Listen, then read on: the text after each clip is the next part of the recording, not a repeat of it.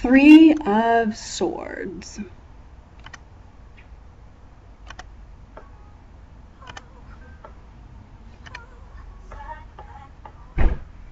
Regardless of the way the Three of Swords cards look, know that it's not all bad, although there is an element of sadness in this card.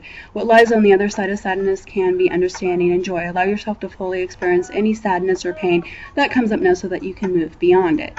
The Three of Swords can point to very emotional issues that must be addressed before you can move on. Denying pain does not make it go away any more than, not paying any attention to it. Allow yourself to experience any pain that comes up now, but do not wallow in it. You do not and should not wallow in grief or sadness for long. Only you can decide how long is enough. Others can't decide that for you.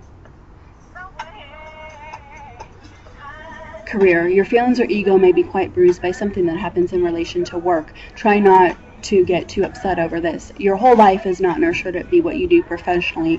You may need some assistance to find a better approach to work. Don't hold back on asking if you're looking for work.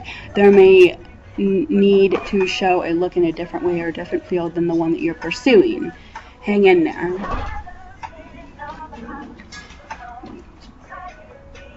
Do you need to talk about it? No, I'm just taking a break from sitting.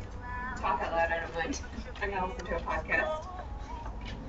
Love. When we're talking about love, the Three of Swords does not have to be the death knell of a relationship, but it almost always points to the relationship problems and pain. In order for the relationship to survive, both people must be willing to work on and talk about the relationship. You may find that someone you thought you cared about you is not as loving as you had supposed. Don't not take this personally or dwell on it too long at the pain. That is the case. If you are being guided to a relationship that is right for you, you cannot force something to be right or someone to care for you if they do not. The right person will care without you bending over backwards to get their attention. Money. When it comes to money, when you get the Three of Swords, this is very sad. You will not help yourself by freaking out. Look at your situation in the eye, then figure out what you are doing about it one step at a time. The situation is overwhelming as a whole. Don't try to look at the big picture. Start with a chunk, even if that is small as what your next meal will be. Do not let your pride prevent you from asking for assistance if you need it. By allowing others to give to you, you are giving them a blessing as well. Health. The news about your health may not be as good as you had hoped, and or emotions, depression, and anxiety may be taking a toll on your physical being. Keeping a positive attitude is of the utmost importance now, no matter what your situation might be. Remember that doctors can't do everything. Treat yourself with loving kindness. Read about healings. If you need to stay positive, ask for it. Surround yourself with healthy, positive people the best that you can.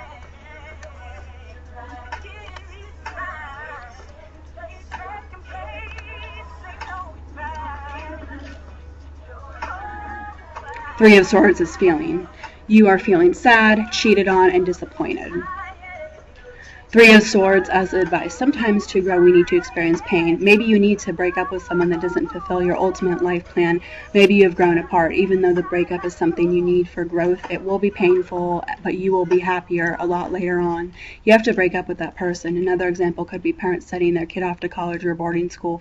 It's a painful journey, but it's also important. As advice, the Three of Swords reminds you that some of your life's journey require some amount of pain. Do not hide from the pain.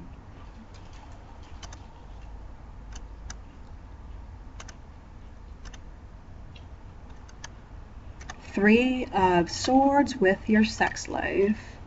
The meaning of this is bad, heartbreak, and so this is a very bad card when it comes to love and relationships and sex. So the Three of Swords is the card that's all about being cheated on.